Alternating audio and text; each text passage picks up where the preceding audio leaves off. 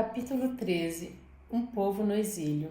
Profunda era a neve nos vales alpinos por uma funesta manhã de janeiro de 1686. A fumaça que ascendia das chaminés em muitas vilas indicava que as famílias se estavam aquecendo ao redor de suas lareiras. Subitamente, um toque de buzina rompeu o silêncio da solidão hibernal. Pessoas sobressaltadas, correndo às portas, viram o soldado montado encaminhar-se para a casa de oração, saltar do cavalo e afixar uma longa folha de papel à porta. Saltando em seguida na cela, galopou afastando-se de caminho para a próxima vila. Os valdenses sabiam que o homem devia ser um emissário do governo de Saboia. Que notícia poderia ser suficientemente importante para trazê-lo aos vales em um tal tempo? Os homens envergaram seus sobretudos e calçaram as botas, e foram à porta da igreja para ler o papel, um edito emitido pelo Duque de Saboia. Um dos anciãos da vila começou a ler em voz alta. O documento compunha-se de 9 parágrafos, cada um deles qual lança atravessando o coração do povo. O primeiro rezava simplesmente: os valdenses cessarão daqui em diante, para sempre, todos os exercícios de sua religião. Um surdo gemido escapou dos ouvintes. O homem prosseguiu na leitura. Eles estavam proibidos de ter reuniões religiosas sob pena de morte e de confisco de todos os seus bens. Todos os seus antigos privilégios eram abolidos. Todas as igrejas, casas de oração e outros edifícios consagrados à pregação da heresia seriam destruídos. Todo pastor e professor precisava tornar-se católico dentro de 15 dias, ou deixar o país para sempre. Toda criança precisava ser criada como católica romana. Todos os protestantes estrangeiros precisavam tornar-se católicos ou deixar o país dentro de 15 dias. Os que se recusassem teriam permissão de vender suas propriedades a católicos antes de partir. Por vários meses os valdenses haviam cogitado por que soldados piemonteses se estavam ajuntando ao longo de sua região. Começaram agora a suspeitar de que esses soldados haviam sido reunidos a fim de forçá-los à submissão ao edito do duque. Chegaram-lhes aos ouvidos também que um grande exército bloqueava o caminho de saída dos vales para o oeste. Como poderiam eles olhar ao futuro com esperança? Como poderiam defender seus lares contra tão poderosos inimigos? Mas como poderiam vender suas propriedades e viajar para novos lugares no inverno? Por todo o país o povo reunia-se em suas casas de oração para falar acerca dessas tribulações. Os pastores exortavam-nos a manter a calma e não fazer coisa alguma em precipitação. Mensageiros rápidos voaram em esquis pelas nevadas montanhas, levando as notícias do perigo que enfrentavam a seus amigos protestantes na Suíça. Outro grupo de mensageiros foi a Turim a fim de protestar ao duque e rogar-lhe que suspendesse o edito. Lembraram a seus funcionários que haviam servido fielmente na recente guerra contra a Gênova. Lembraram-lhes o tratado de paz havia pouco assinado, pelo qual lhes era assegurado que todos os seus antigos direitos e privilégios seriam respeitados. Não honraria o príncipe sua promessa? A todas as suas alegações fez o duque ouvidos moucos, recusando-se mesmo a ver os representantes. Talvez se sentisse envergonhado de suas ações. A ameaça de Luís XIV de tomar-lhes os vales não lhe saía da mente. Concordou, porém, em adiar a execução do edito por algumas semanas a fim de dar tempo aos valdenses para conseguir vender suas propriedades. Entretanto, grupos errantes do Piemonte, impacientes por começar a obra de extermínio, começaram a saquear e matar nas colinas mais próximas das planícies. Igualmente, soldados franceses, então arquetelados em Pinerolo, mal podiam ser contidos.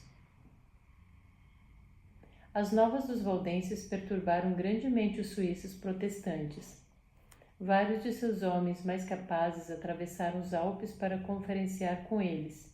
Outros enviados suíços foram a Turim protestar e procurar persuadir o duque a não executar o tremendo edito.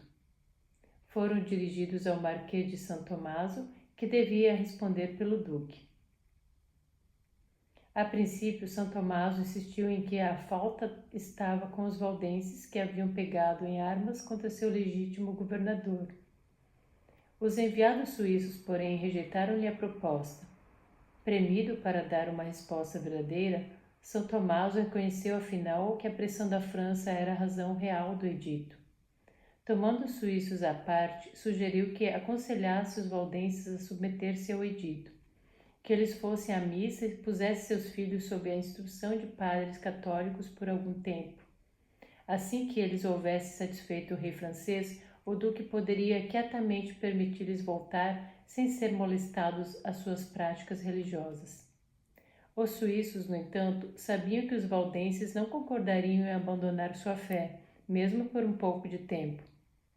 Com tristeza, voltaram os enviados e relataram aos valdenses o fracasso de sua missão.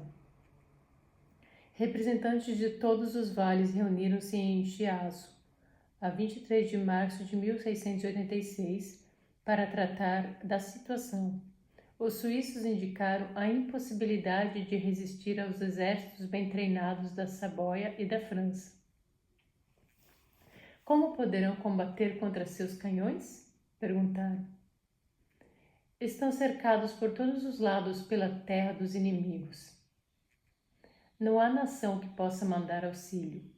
Com menos de 3.000 homens, como enfrentar 30.000 soldados piemonteses e franceses, alguns dos quais são reconhecidos como os melhores da Europa? Eles continuaram a sugerir que os valdenses desistissem de qualquer ideia de resistência, mas deixassem sua terra natal e se estabelecessem na Suíça ou entre os estados protestantes da Alemanha, onde poderiam viver em paz e conservar sua antiga fé. Talvez o conselho fosse bom, mas os valdenses não podiam encontrar em seu coração lugar para ele. Como poderiam eles deixar as montanhas que haviam sido sua pátria por 800 anos? Além disso, não estariam lutando sozinhos. Lembravam-se das muitas vezes no passado em que um punhado de seus lavradores soldados haviam derrotado poderosos exércitos inimigos. Lembravam-se também do grande massacre de 25 anos atrás e de como Cromwell, o poderoso governador da Inglaterra, havia interferido e posto fim à matança. Haviam sido então salvos do extermínio. Não poderia isso acontecer outra vez? Com tristeza, indicaram os suíços que as condições da Inglaterra haviam mudado. Tiago II, católico romano, ali reinava agora. Portanto, nenhum auxílio se poderia esperar daquele país. Todo esforço feito pelas potências protestantes da Europa a fim de refrear o poder do rei francês havia sido em vão. Luís XIV tinha 400.000 soldados em seus exércitos.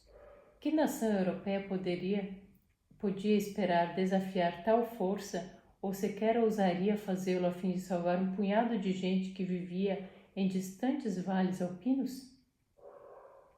Os valdenses saíram da reunião sem haver chegado a uma conclusão definida. Alguns sentiam-se plenamente determinados a resistir até a morte às tropas invasoras estacionadas nas fronteiras. Outros acreditavam ser desesperada a situação. Sentiam-se aturdidos pela magnitude do perigo que os ameaçava. Um mês depois dessa reunião, os inimigos avançaram. O exército francês, sob o comando do famoso general Catinat, penetrou no vale de São Martin, enquanto os soldados do duque entravam no vale de Lucerna. Tomaram de surpresa algumas vilas e mataram centenas de pessoas. Em outras regiões, os valdenses ergueram barricadas e fizeram recuar o inimigo pelo momento. Sabendo por experiência do passado que qualquer campanha travada nas fortalezas naturais dos valdenses seria longa e amarga, os comandantes piemonteses e os franceses queriam experimentar uma aproximação diferente. Talvez pudessem persuadir o povo a depor as armas sem lutar. Em São Germano, o general francês anunciou ao povo do lugar que seus irmãos do Vale de Lucerna haviam deposto as armas e sido inteiramente perdoados pelo duque. Agora, ele só, de todos os vales, mantinham-se firmes contra os soldados de seu governo e ele os convidava a entregar-se. O povo de São Germano, sendo claro que sozinhos não poderiam enfrentar tais inimigos, depuseram as armas e os franceses entraram ali. Em lugar de paz, um massacre de centenas de homens, mulheres e crianças, eis o que se seguiu. Os que não foram mortos ou torturados foram levados ao Piemonte para serem distribuídos entre as prisões nas cidades da planície. Algumas crianças foram colocadas em mosteiros e conventos. Dessa maneira, os exércitos submeteram os vales um a um. Dentro de poucas semanas, a terra estava vazia de seus habitantes. Finalmente, os vales estavam silenciosos. Não mais subia a fumaça de suas chaminés. Os animais haviam todos sido mortos ou tocados para fora. Os bens do povo haviam sido saqueados, as igrejas profanadas e muitas delas totalmente destruídas.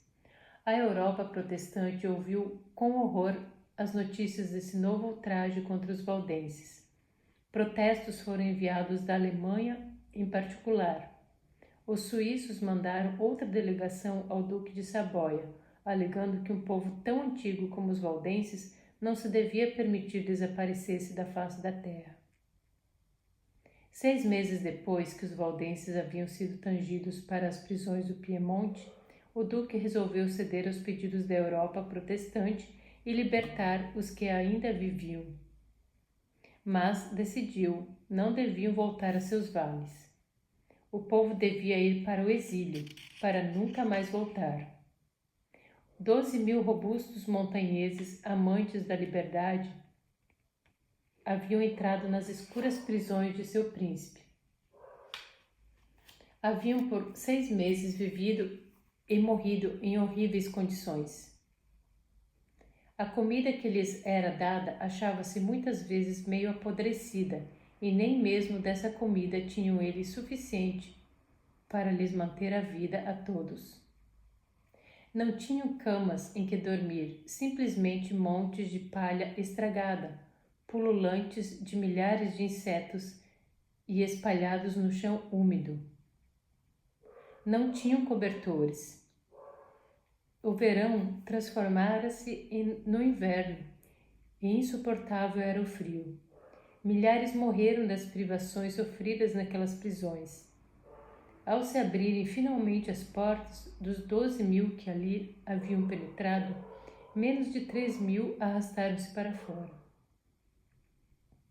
A alegria dos valdenses ao serem postos em liberdade foi bem depressa ensombrada ao saberem que não poderiam voltar aos vales natais, mas deixar sua terra para sempre.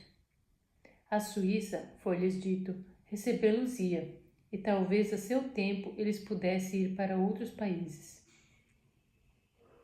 Quando precisamos ir? Indagaram os dirigentes valdenses. Imediatamente, responderam friamente os oficiais. O povo tremeu ante a expectativa. Dezembro ia adiantado e profunda era já a neve que bloqueava os passos das montanhas. Como poderiam as mulheres e as crianças atravessar as poderosas trincheiras de neve e rocha?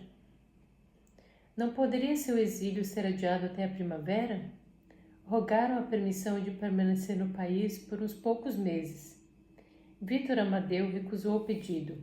Concordou em prover o povo com um pouco de pão. Então, tangidos pela guarda de soldados, a desamparada multidão foi caminhando para fora de Turim, dirigindo-se para o norte, em direção às montanhas. Enquanto subiam, caiu sobre eles uma tempestade. Quem poderia descrever os horrores daquela noite?